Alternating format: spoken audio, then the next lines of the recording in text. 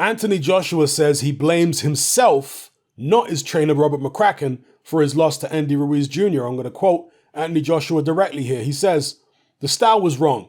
The style was wrong. Looking from the outside, if I'm looking at it from Rob's point of view, I've got to put myself in Rob's shoes, thinking, what is he doing? Do you know what I mean? Take myself out of that body and look at what I've done. Everything wrong." That's why I say it's my own fault. That's why people, when people talk about, oh, change trainer, give me advice, give me this advice, I've got the best man beside me that's taken me there. That's going to take me all the way, you know? So it was me. I blame myself. I look myself in the mirror and I blame myself. So I'll get it right. I'll get it right. All right. So those are the words of Anthony Joshua. I can understand why he has so much faith in Robert McCracken. And, you know, because he has taken him so far. He has been with him since the amateur days. So I can fully understand why he has so much faith in him. And even going into this rematch, I can understand psychologically why AJ is trusting Robert McCracken, because McCracken wanted AJ to do certain things in that first fight, and AJ didn't do them. In fact, McCracken didn't even want him to fight Ruiz. McCracken advised him to fight somebody else. I think Manuel Chara or Trevor Bryan is who McCracken wanted him to fight. AJ went against McCracken's advice, both before the fight and during the fight. However, I think that AJ, you know, hindsight is always 20/20. But, you know, McCracken might have been right about the opponent, but the problems which got AJ, you know, into the position he was in that third round where he got dropped and eventually lost the fight, those problems would have persisted if he, you know, had beaten Andy Ruiz. So somebody else could have exposed those problems. Do you understand? So you can say that McCracken was right about the opponent, but those flaws would have still been there and someone else would have exposed them. Now, as far as what McCracken told AJ in the ring, I've been over this, you know, previously in other videos.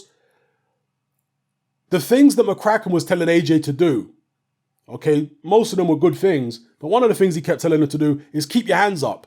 Now, of course, against Ruiz, if you're at mid-range and close range, you want to keep your hands up.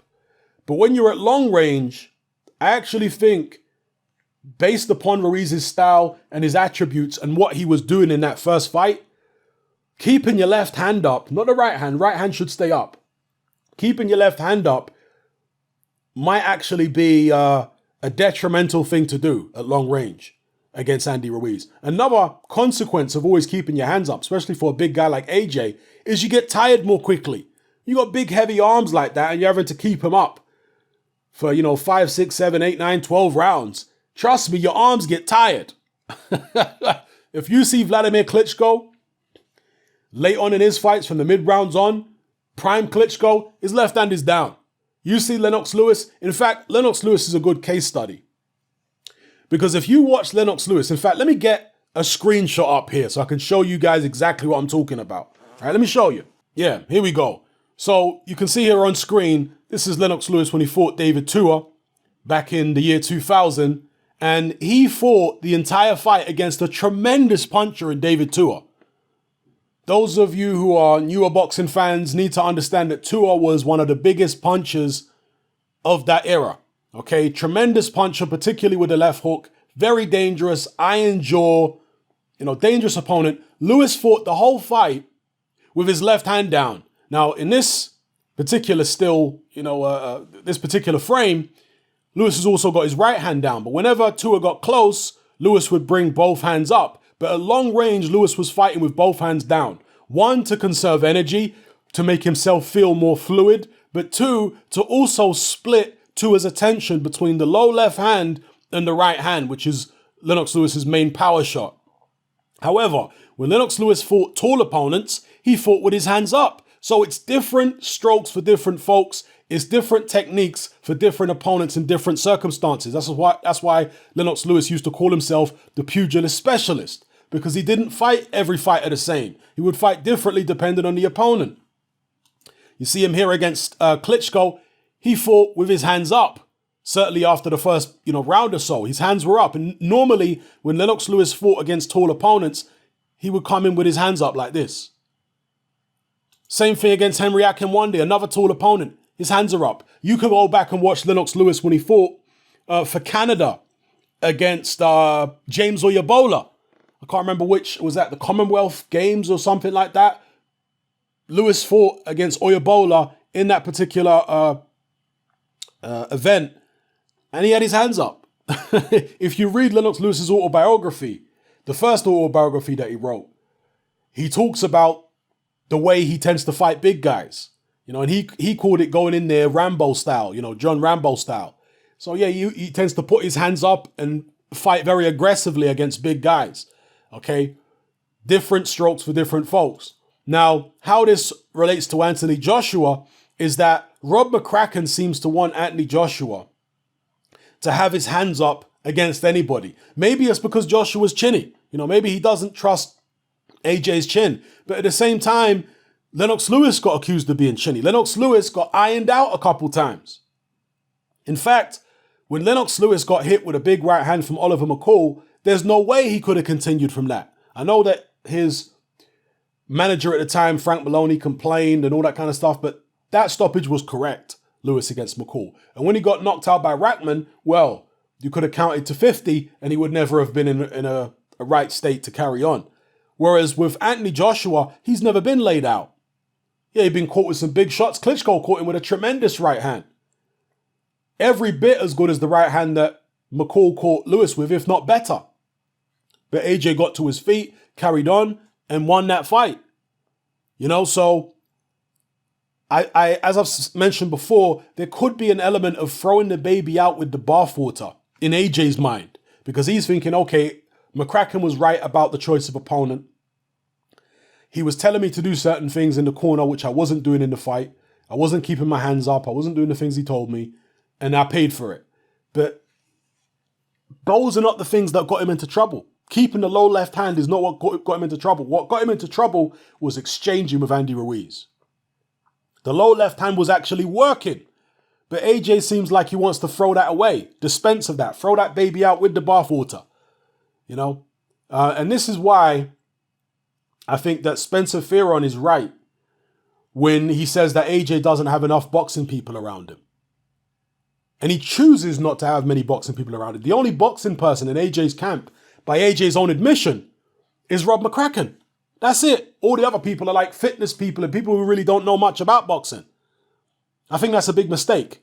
Yes, it's got AJ to a certain level, but if you want to get to the level above that, you're going to need to bring more boxing people in my opinion. Yeah? Maybe AJ's going to have to find out the hard way. In fact, I've been saying this, and Spencer Fearon also said this. If AJ doesn't address the issues in his style now by getting people in, well, Spencer thinks he should bring people in addition to McCracken. I think he should just get rid of McCracken and bring some different people in to replace him. And I've been saying this for well over a year, okay? You guys who have been subscribed to me for any length of time will know this. But Spencer says if AJ doesn't get somebody in and resolve the problems in his style, which have been there for a long time, then he's going to lose again. It might not be to Ruiz. It could be to somebody else. AJ's probably going to have to learn the hard way with regards to McCracken. Yeah, that's what I suspect.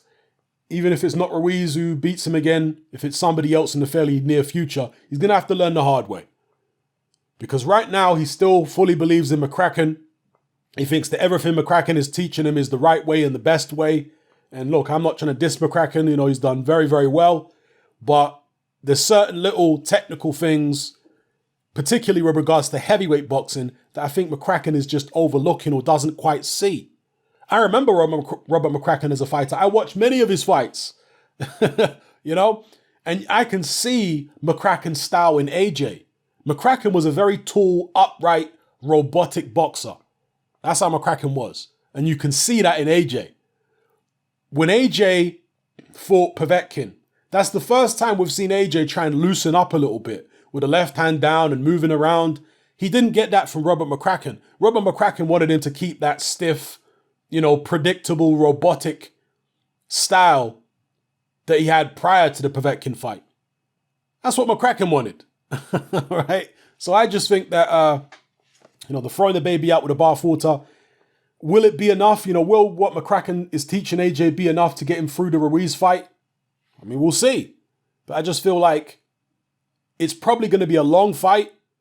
There's going to be a lot more pressure on him against Ruiz than there was against Parker, for example. Because, he went 12 rounds against Parker, keeping his hands up and all that kind of business. But Parker wasn't applying pressure. Parker was trying to box himself. Ruiz is going to be applying pressure. And with AJ's hands up, I know he's lost a lot of muscle mass and stuff like that, apparently. That's going to help him. Don't get it twisted. That will help him. But I just feel like in order to withstand all that pressure, you're going to need to be loose. Like Lennox Lewis when he fought David Tua, he was nice and relaxed, nice and loose, left hand down at long range. Why? Because he understood that he had a man in David Tua with slow feet, quick hands. Tua had very quick hands and a tremendous left hook, but he had slow feet. So Lewis knew that at long range, I can, spread my wings, let my hands drop when I'm at long range and I'm at no danger. He's not going to suddenly dart in 100 miles an hour when I'm, 6'5" and I've got this 84-inch reach and I'm keeping him at that particular distance. He's not going to be able to cover that distance very quickly. Same with Andy Ruiz. Ruiz, and I pointed this out in the Daily Motion breakdown of the first AJ Ruiz fight. I pointed out that Ruiz doesn't have an effective right hand at long range against AJ. He just doesn't. There was a couple times when he tried to throw it and it was puny. It was pretty pathetic. Ruiz's danger is in mid-range and close range. Particularly during exchanges. But if you're at long range and you got your left hand down, Ruiz is not going to suddenly just jump in. When you're 6'6", jump in with a big right hand from long range, David Hayes style or Deontay Wilder style. Ruiz can't do that. So this is one of the things about boxing is understanding your opponent, what he can and can't do, what you can and can't do, and therefore applying the correct technique to the correct situation. Knowing when you can, drop your hands and take a rest against certain people. And you're going to need to do that, particularly in long fights where you're under a lot of pressure. So anyway, let me stop ranting and raving here, people. But that's my take on what AJ's saying about not blaming his trainer, but blaming himself. I don't know, man. I think he's going to have to learn the hard way. Let me know what you guys think in the comment section below. It's happening, I'm out. Join me on Patreon.